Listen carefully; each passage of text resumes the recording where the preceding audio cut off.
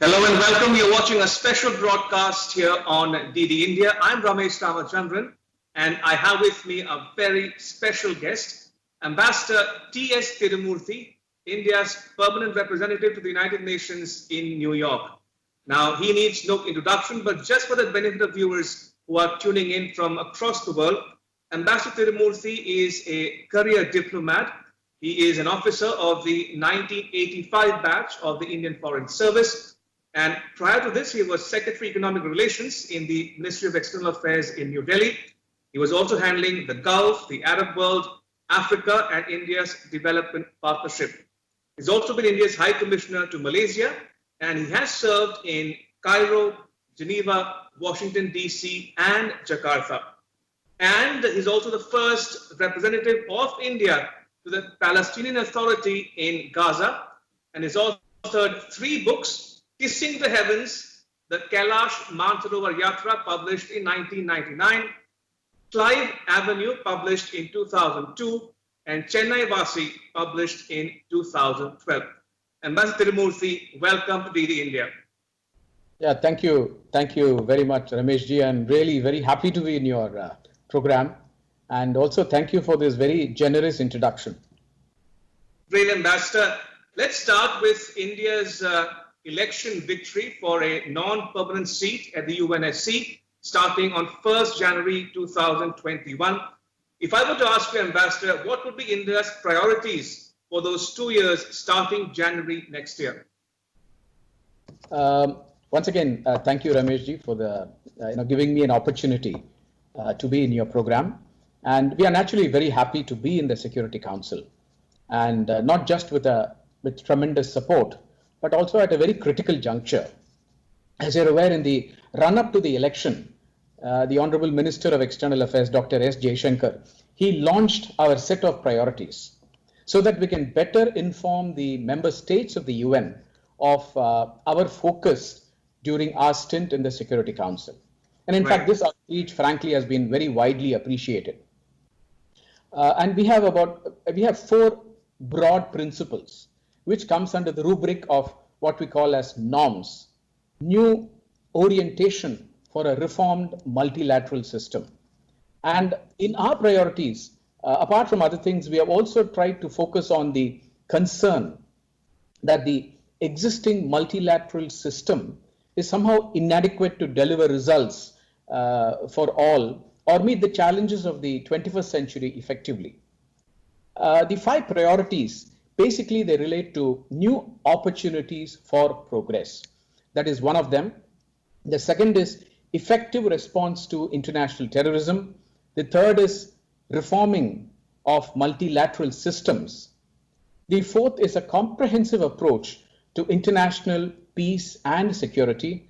And the fifth is technology with a human touch. These are the 5 broad priorities which we have set for ourselves. Ambassador, the Foreign Minister and the Prime Minister themselves have spoken of the 5S approach. Could you elaborate on that for our viewers? See, actually, I'll elaborate on the 5 priorities, sure, which broadly encompasses the 5S approach which they have spoken about. Mm-hmm. The first priority, as you know, is new opportunities for progress. Now, India has been at the forefront of development and development partnership. And this is a role we have played right since independence in a variety of ways, including in the United Nations. We have been a big votary of, for example, South-South cooperation. And we also tried to give voice to the aspirations of the developing countries, and particularly in the recent past. And this is evident in the way we do development partnership. For example, the lines of credit, the grant, then the humanitarian aid, and this huge human resource development program we have in it. And also even in the COVID times, we have assisted more than 120 countries. So I think that is definitely time has come for us to articulate our own agenda of development and peace. The second pertains to a more effective response to international terrorism. Now, this is something which we don't need any elaboration, and India has borne the brunt of cross-border terrorism for decades. And we have also been at the forefront of bringing this agenda in other international organizations to address the various dimensions and to make sure that terrorism and its sponsors, are all comprehensively addressed. And so we do want to progress this agenda in the Security Council. The third one, as I mentioned, is reforming of multilateral system. The Prime Minister has made a clarion call for reformed multilateralism. And this is to address the growing disenchantment with with all international organizations, because there is a feeling that they are not reflecting the realities of the 21st century. And if you recall the IPSA group, the foreign ministers of the IPSA group, IPSA is, as you know, India, Brazil, and South Africa. Now, they had actually issued a standalone joint statement a year ago on the whole matter of reform of multilateral systems.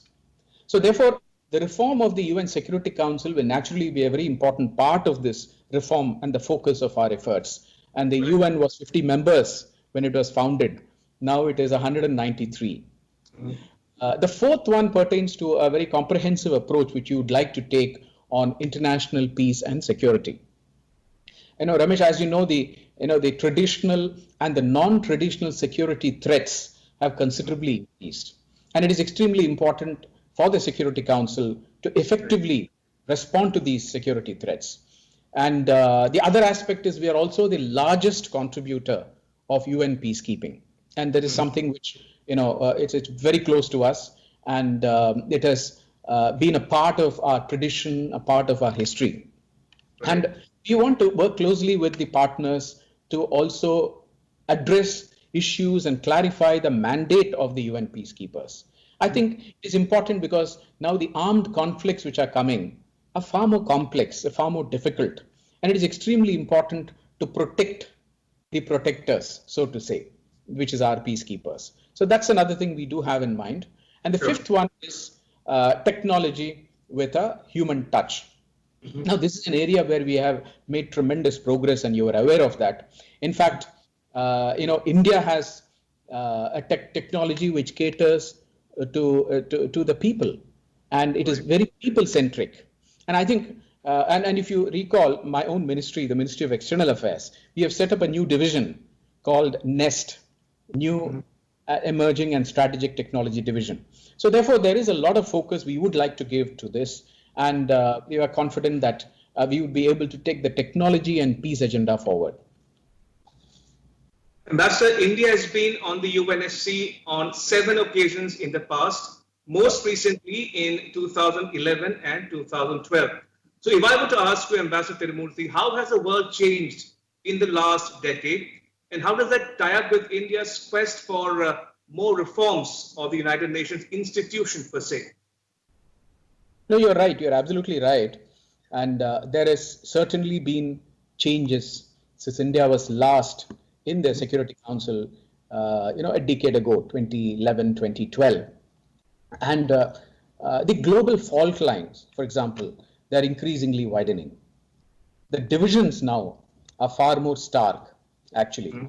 And there is also greater uncertainty. And the inability of the traditional multilateralism, if I may call it that, to rise up to address to specific challenges has created a great deal of skepticism on whether multilateralism can deliver and they can meet the challenges. So the consequently, the solution, I think, is not to start reinforcing the status quo of multilateralism, which we all know. I mean, the solution is not to do more of the same, but to see how we can reform multilateralism to make it more focused and make it more responsive to the challenges of the 21st century. And this is what Prime Minister has in fact articulated. And if you have seen groupings like BRICS, for example. Now, BRICS celebrated the 10th anniversary in 2018. And a group like BRICS is a manifestation of the aspiration of countries like ours to have a greater say in the fast-changing world. Now, on the COVID pandemic has only served to bring these divisions to the fore in a much more stark type of way. Our External Affairs Minister, Dr. Jaishankar, just recently, mentioned that respecting international law, recognizing the legitimate interests of partners, supporting multilateralism, and promoting common good, they are the only way of building a durable world order. And I think that's a very, very important thing to keep in mind. And an important aspect of this is the reform of the Security Council itself, where we certainly feel that India has a legitimate claim.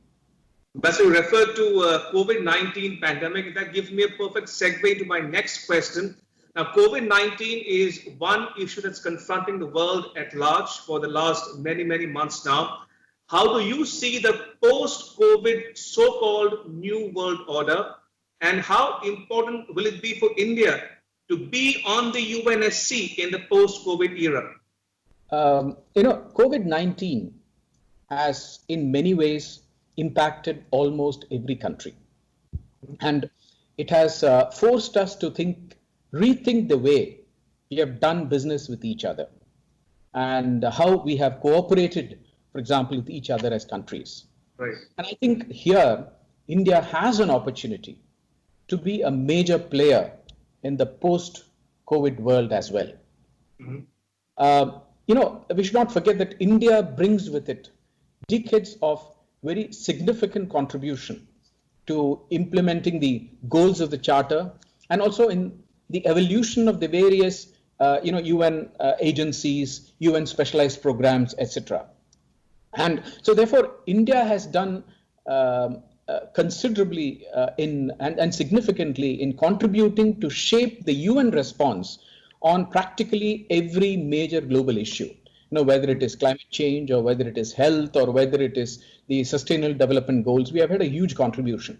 So therefore, I think as the largest democracy in the world with very, very strong multilateral credentials, I think the voice of India in the Security Council at this juncture will be extremely important.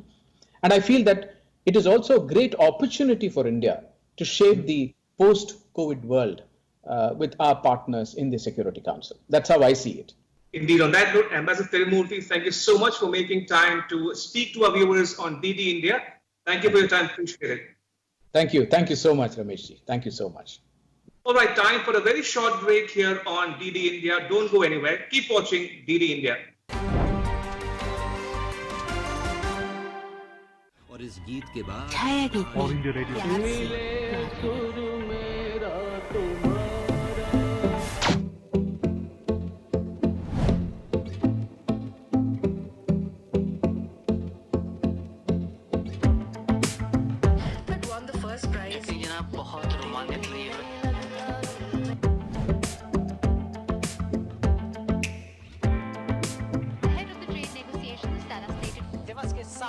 It has undergone 9 revisions.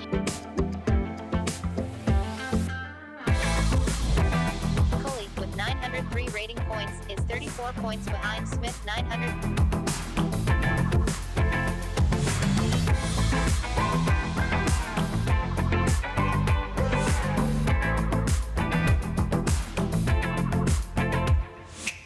This is All India Radio. The news read by Anuja Kumar. नमस्कार।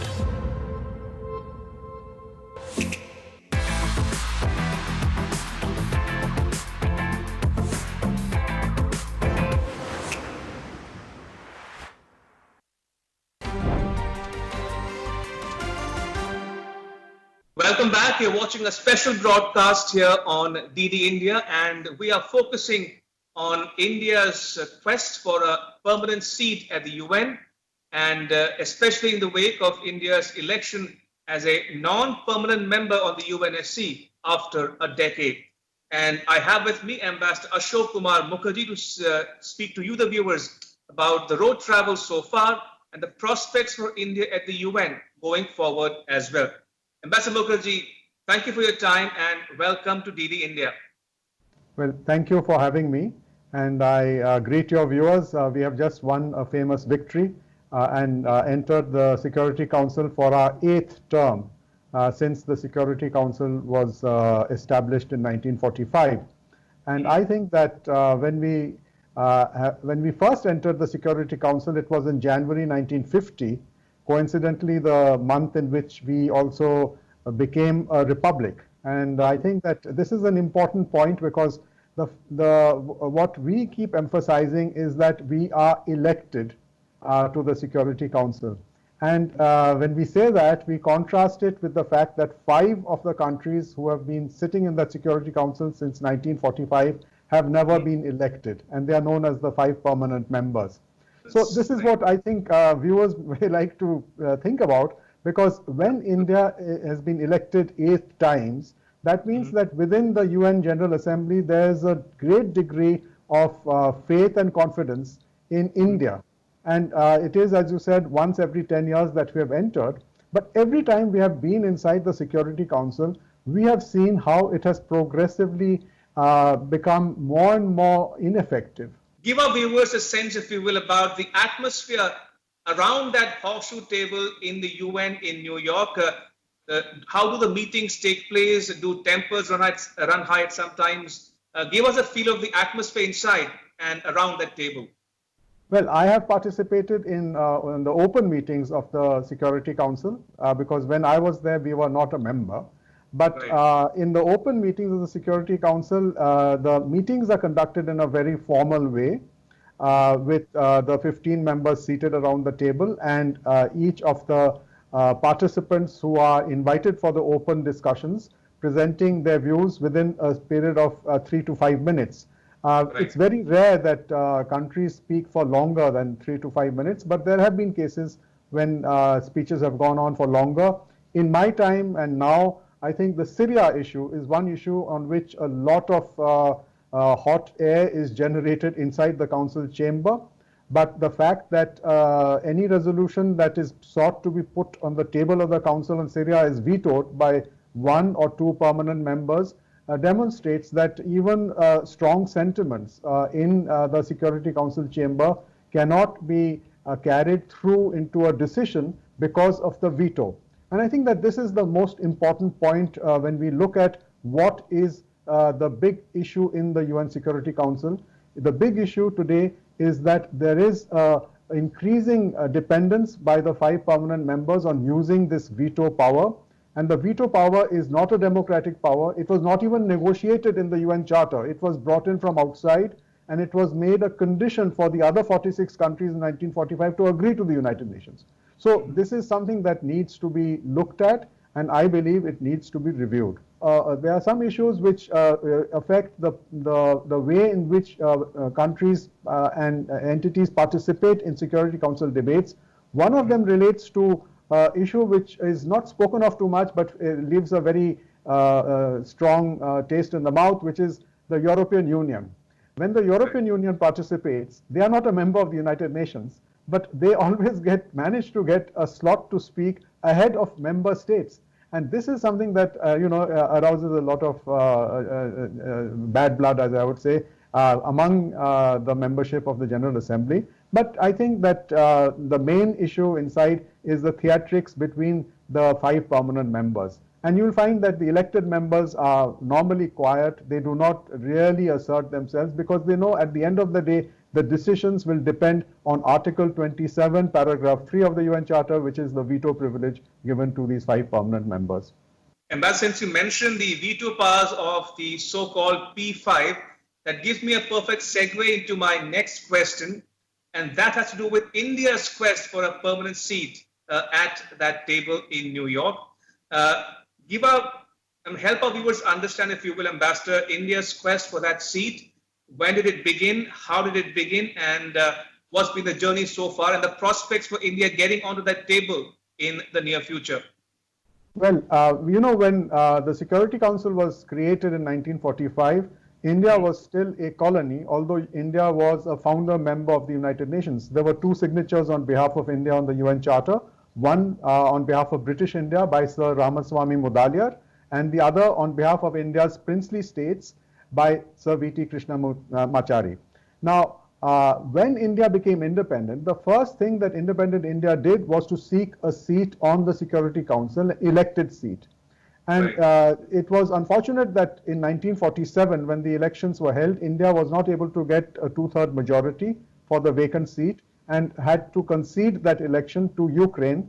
And it was only in the next year that India again sought to be elected, and India eventually got elected, as I said, to the seat falling vacant on 1st January 1950. That was the first time that we became an elected member. Now, between 1950 and 1963, the first phase of India's participation in the Security Council was mainly guided by the need to have more of a representation, especially from newly independent former colonial countries who were becoming members of the General Assembly. And because there were only 6 seats given to elected members, the first focus was to expand that number. And in 1963, despite the opposition of 4 out of the 5 permanent members, the General Assembly carried a resolution in December 1963 by a two-third majority, amending the UN Charter and giving more representation. And the representation was mainly for the newly independent former colonial countries. So in this format, the Security Council met for the first time in 1966 with 10 elected members and 5 permanent members. Now, the second phase of India's experience was that between 1966 and 1979, by which time India had already served 4 times as an elected member, it was clear that the permanent members showed no interest in allowing any meaningful participation or any, as we call it, equitable participation in decision making in the Security Council. And that gave birth to the successful attempt by India and 9 other developing countries. India was represented by Ambassador Rajesh Mishra, who later became National Security Advisor of India under Atal Bihari Vajpayee ji, to inscribe an item on the General Assembly agenda seeking equitable representation. Now, these 2 words are very important because equitable goes to the heart of the problem, which is equal participation in decision making, which means that we have to deal with the issue of the veto. And representation means that when the membership has grown so much, and between 1945 and today from 51 to 193, then we need more people around the table to express their views. So both these issues were inscribed by India and successfully, but the permanent members prevailed in deflecting this proposal to 1992. And it was only in 1992, after the Cold War ended, and there was a brief period of a unipolar world, that the first discussion started. So when people talk about the discussions on Security Council reform, they actually started in 1992. And by 2005, it was clear that these discussions had shown that the Security Council had been unable to prevent horrible outbreaks of violence which threatened international peace and security, not only in the Balkans in Europe, Srebrenica, for example, but also in Africa, Rwanda, the genocide, and in Asia, Afghanistan, and then gradually the deterioration in West Asia. So confronted with this, in 2005 began the third phase of the reform movement of the Security Council, in which India played a major role, which was to get the summit of world leaders meeting in 2005 at the 60th anniversary of the United Nations to unanimously agree on early reform of the Security Council in order to make it more effective and to enable it to implement its decisions on the ground. These are the very words of that mandate. But then after the summit, everybody expected the forward movement, but the permanent members blocked this through their secretariat influence. And it was only in 2007 that India took the lead to create a group of developing countries from Africa, Asia, and Latin America called the L69 group. And the L69 looked at the mandate given by the summit of 2005 and said by 31st December, we must table a resolution.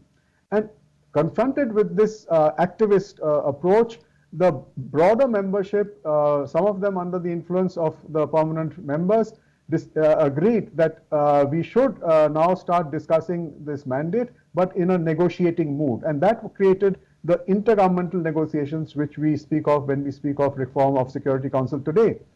The major decision of 2008, again led by India, was to clearly indicate 5 areas for Security Council reform, And these 5 areas were again identified unanimously.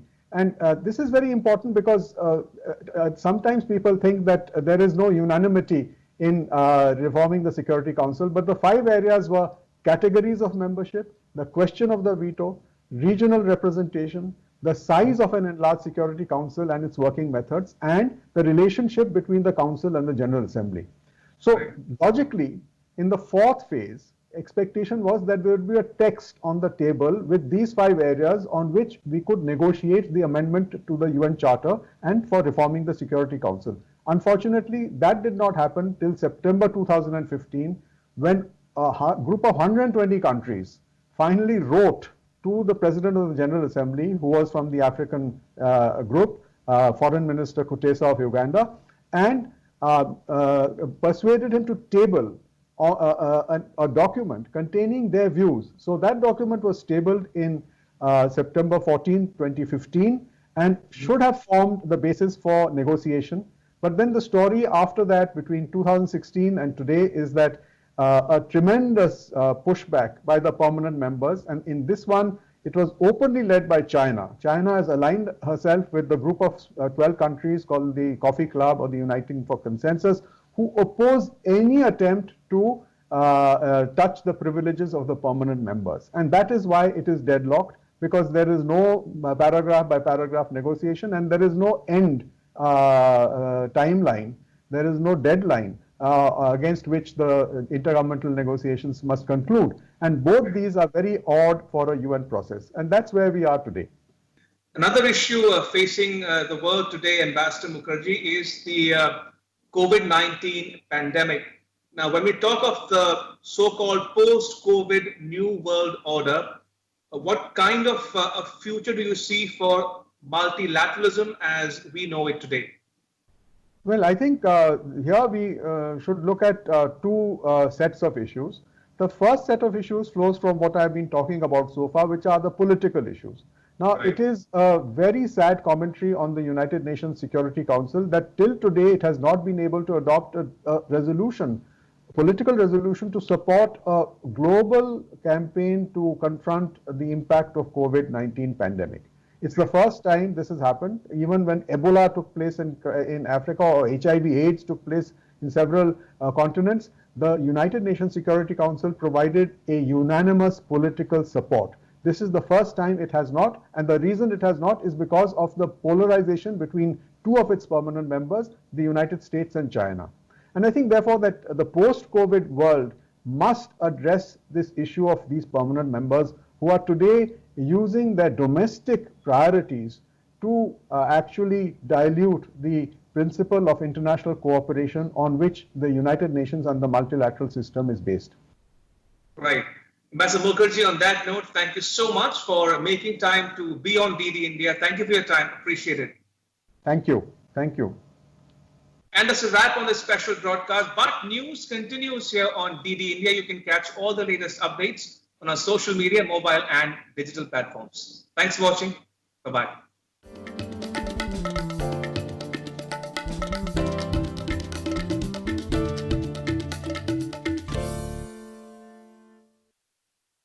खड़की गांव से हम जो हमारा अब दूसरा पड़ाव है,